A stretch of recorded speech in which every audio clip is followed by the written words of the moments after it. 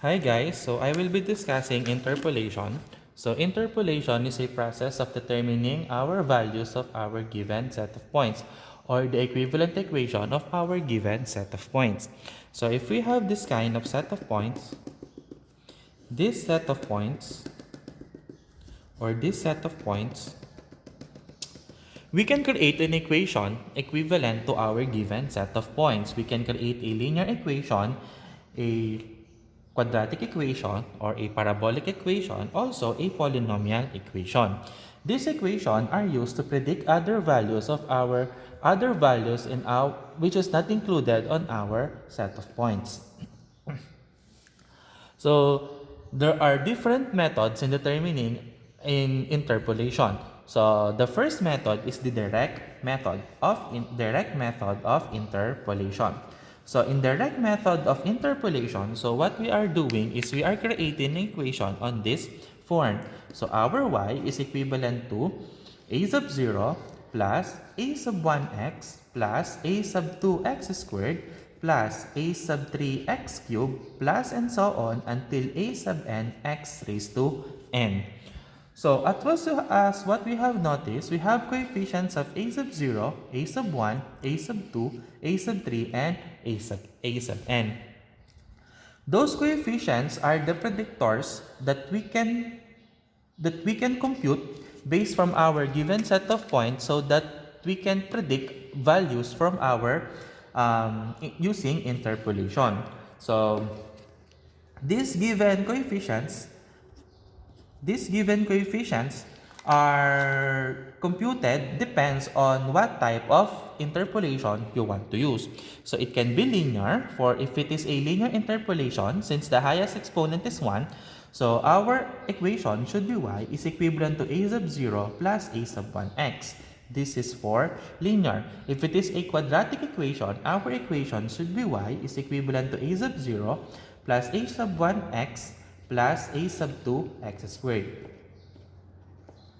So if it is as what we have noticed, so at linear, the highest exponent of x is 1.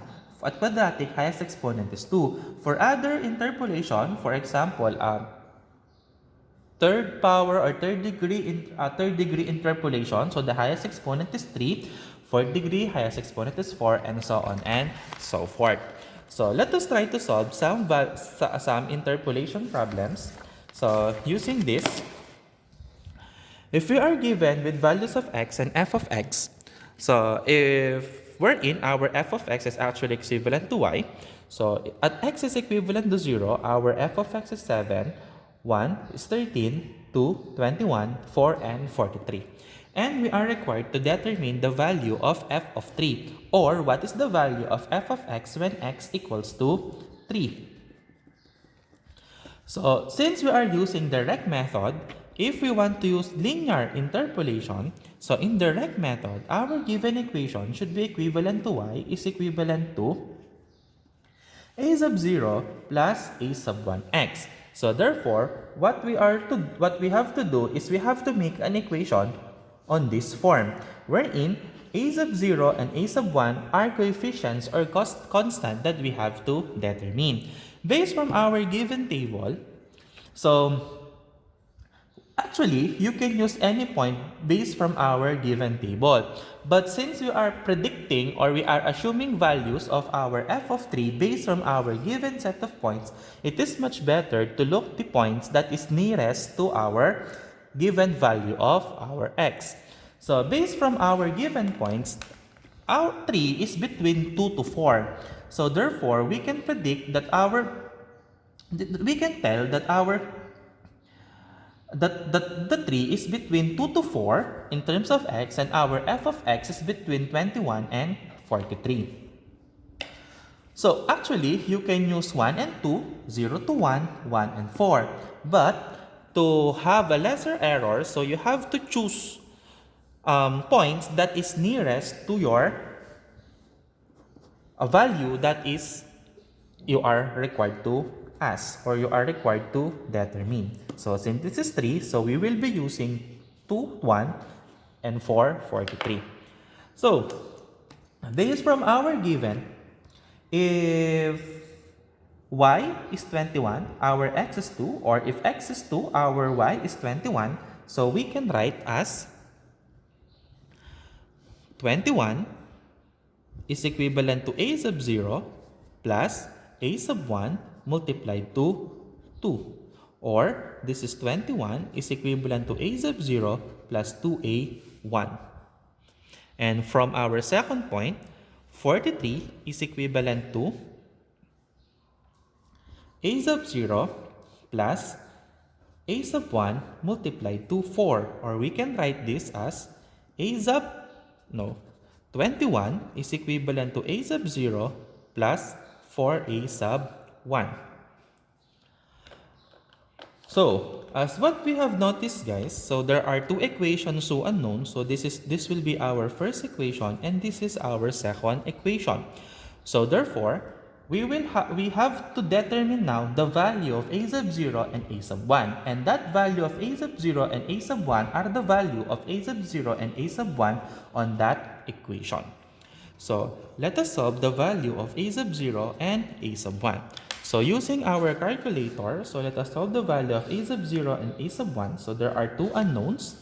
So we have 1, then 2, then 21. Then we have 1, 4, and 21. So the value of x is 21 and y is 0. And I think I got mistake. 1, 2, 21. Then 1, 4, and wait. So this is wrong. So this should be 43. Yes. Then 4 and wait. 4. Yes. 2, 21, then 1, 4, and 43. So therefore, our value of x is equivalent to -1, and our value of a sub 1, or value of a sub 0 is -1, and value of a sub 1 is equivalent to 11. So, we will now substitute the value of a sub 0 and a sub 1 on our original equation. So therefore, y is equivalent to -1 plus 11x. So using this equation, this is the equivalent linear equation now of our given set of points. So since y is equivalent to f of x, so we can tell that f of 3 is equivalent to -1 plus 11 times 3. So upon solving this, our f of 3 is equivalent to 32. If you want to get the value of for example, if you want to get the value of f of 5, so you can use this equation. F of 1.2, you can also use this equation. F of any values, as long as in this curve or in this point, so you can get the value. But it is much better if you are predicting some values. For example, if you want to get the value between 0 to 1, for example, that is 0.5. So it is much better to create an equation that is using 0, 7, and 1 and 13. So I choose 2, 21, and 4 and 43 as my points in creating the linear equation or the linear interpolation because 3 is between 2 to 4. So this is for linear. So what if we are required to get its equivalent quadratic interpolation? So if it is quadratic interpolation in direct method for quadratic, so as what we have noticed in linear, so we choose 2 points. So 2, 21, 4, and 43. But for quadratic interpolation in direct method, you have to choose 3 points. So by choosing, so you also have to use the method a while ago that we are getting values that is nearest to our given value of x. Since our x is 3 again, so x is 3. So therefore, 1, 2, 4. So 3 is between nearest value of x from 3, that is 1, 2, and 4. So therefore, at quadratic interpolation, we will use 1, 13, 2, 21, and 4 and 43.